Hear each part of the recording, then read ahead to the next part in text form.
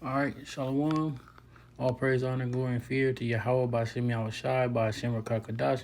Double honors to the apostles and elders, a great millstone who lead and rule well. And peace and salutations to the hopeful elect. Brothers out there and a few sisters tuning in sincerity, I say Shalom. I just want to do a quick lesson on division because that's what we see going on here in Babylon, aka America. There's the different states are starting to do certain things that are not on online or in league with the with the DC, with the federal government. And if I'm not mistaken, your local state government has rank or jurisdiction or pull over federal. So if a governor rules something, it can override federal law, like whatever. Say Biden puts a law into effect, a mandate, it can be overridden by the local governor. So I want to read this definition on division, then I want to read an article. So this is from Etymology Online. Is for the word division, act of separating into parts, portions, or shares. A part separated or distinguished from the rest. The state of being at variance in sentiments or interest. And that's what's going on now. You have different even in the state level, you have certain counties that are that are not compliant with certain governors' mandates or city mayors' mandates. So you have certain individuals who are placed in the power for government elected officials. They haven't pushed certain things that is being pushed on the masses, and you have certain ones that are, with these mandates or whatnot. It says, picking back up, it says the state of being at variance in sentiment or in interest. It goes back into the Latin divisionum or dividere, which basically means to divide. And this is biblical prophecy as well. We're gonna get into that also. And then if you want to, you can go. There's a lot of different definitions when you go to the definitions. Down here, it's plenty of different ones, but they're similar to all pretty much the same thing, meaning they have a separation in what they believe or what they pushing or what they're standing for.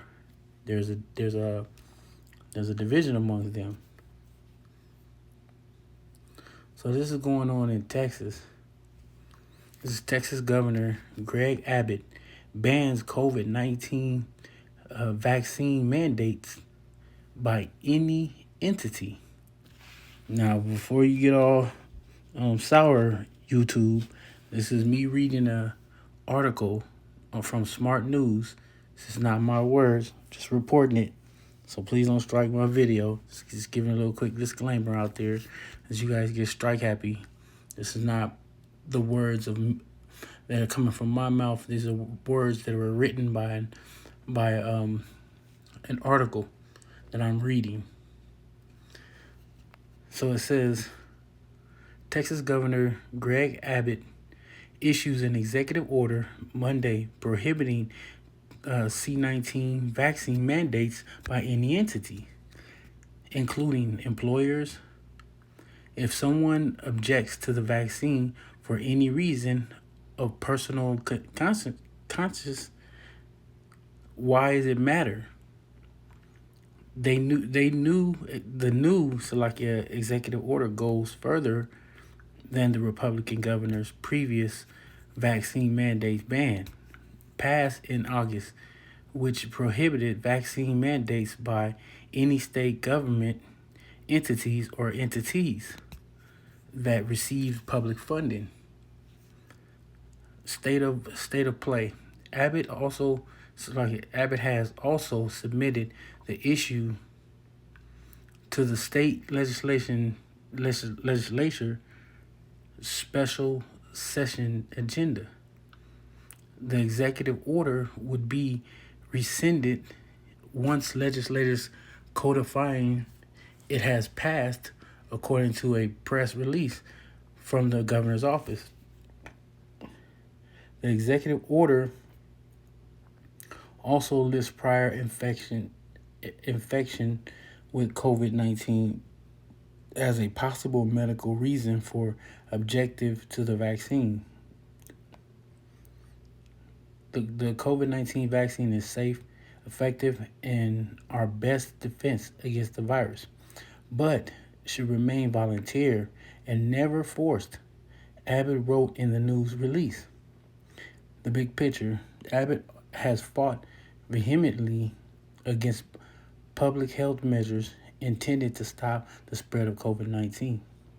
He previously banned vaccines passports implemented also after passports implemented after emergency use authorizations and the state's ban on mask mandates has prompted an investigation by the Department of Education.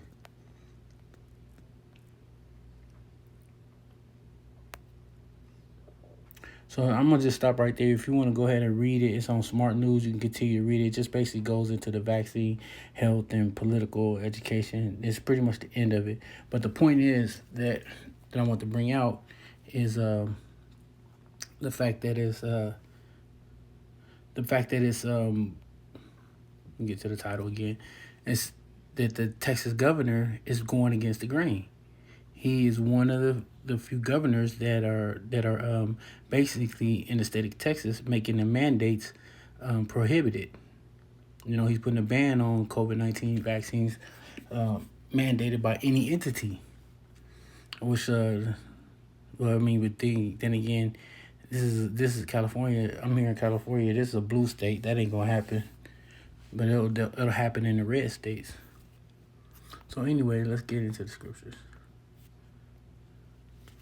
This is Luke 11:17.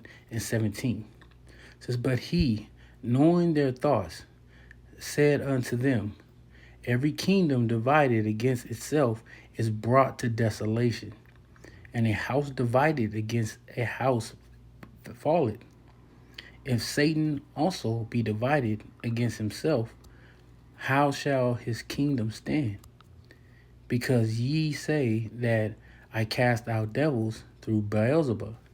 So what Yahushua is implying here is how you need two legs to stand. But if you have one body, you're supposed to be one body, you have two legs, you need both these legs to stand. But if one leg bends and the other one is straight, that body's gonna fall. If you have individuals in the kingdom that are going against the other individuals in the kingdom that's supposed to be on the same agenda and same page, there's a division among them, and their division will cause them to be destroyed. They'll be desolated.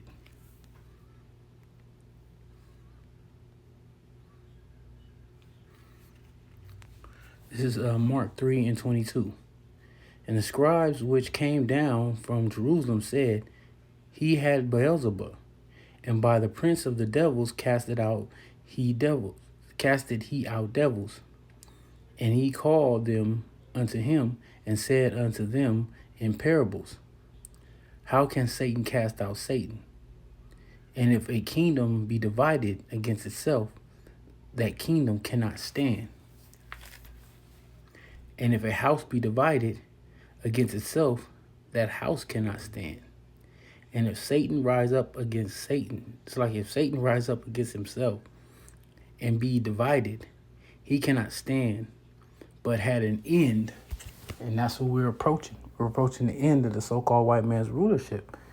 This is if you even go back to the time with Alexander the Greek, instead of him just giving, handing over to who he thought was the strongest man to take over in his stead, he didn't do that.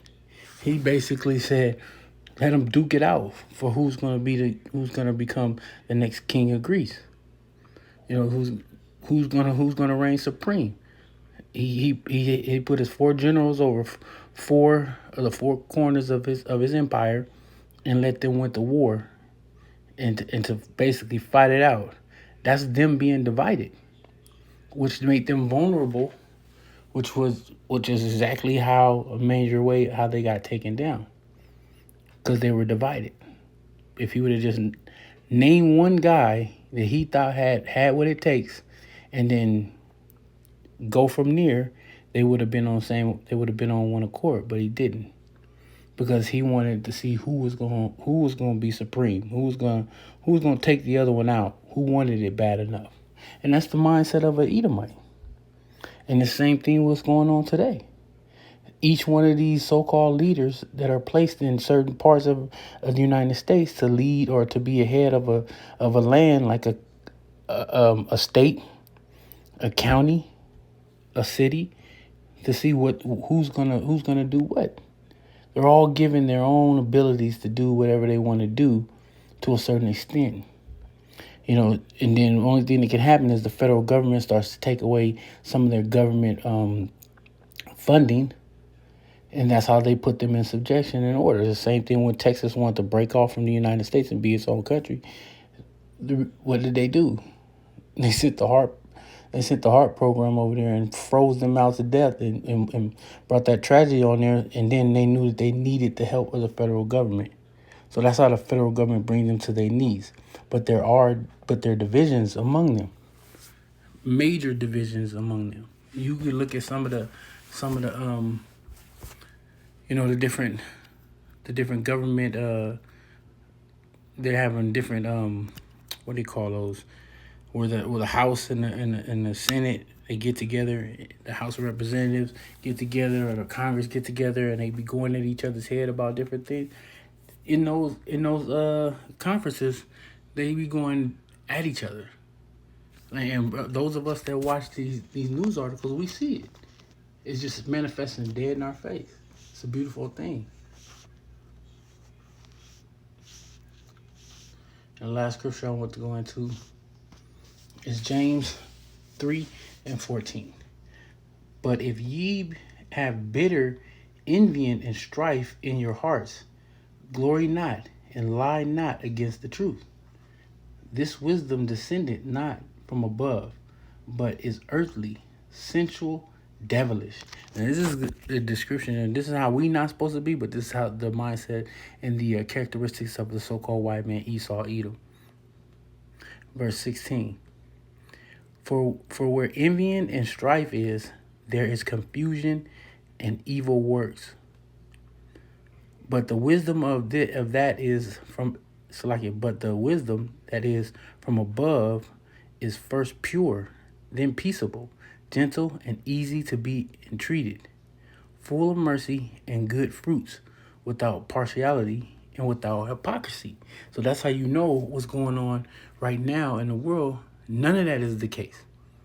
Worldwide, and even here in the United States, in the so-called Babylon the Great. None of this is happening. That's how you know these people are not the people of the Most High. Because the Most High would give them the wisdom from above, and they would have peace. It would be peaceable, it would be gentle, they would entreat full mercy, good fruits, without partiality and without hypocrisy. And there's nothing but hypocrisy going on right now. And the fruits of the righteous is sown in peace of them that make peace. And these aren't peaceful people. They're not Jerusalem, city of peace. We're the people of peace. That's why we greet one another. We say shalom, which means peace unto you. But this devil in Esau and they're quite the opposite. That's why their kingdom has got to go down. It's falling. It's getting to the point where they're supposed to have two hands on our throat, but they got one hand on our throat and another hand on each other's throat. So they're constantly fighting against us, but they fighting against themselves as well. So with that, I'm gonna just bring this video to a close. This guy's kingdom is coming down. I'm talking about the so-called white man. It's almost over for him. So they're more and more going to take their hands off our necks and put their hands on each other's necks more and more, because they're going to take each other down. And ultimately, one nation of the house of Esau is going to lead the charge to destroy another part of the house of Esau. That's how deep it's going to get. So with that, I want to say all praise, honor, glory, and fear to Yahweh, Ba'ashem Yahushai, Ba'ashem Rakakadash. Double honors to the apostles and elders of Great Millstone who teach and rule well. And peace and salutations to the hopeful elect. Shalom.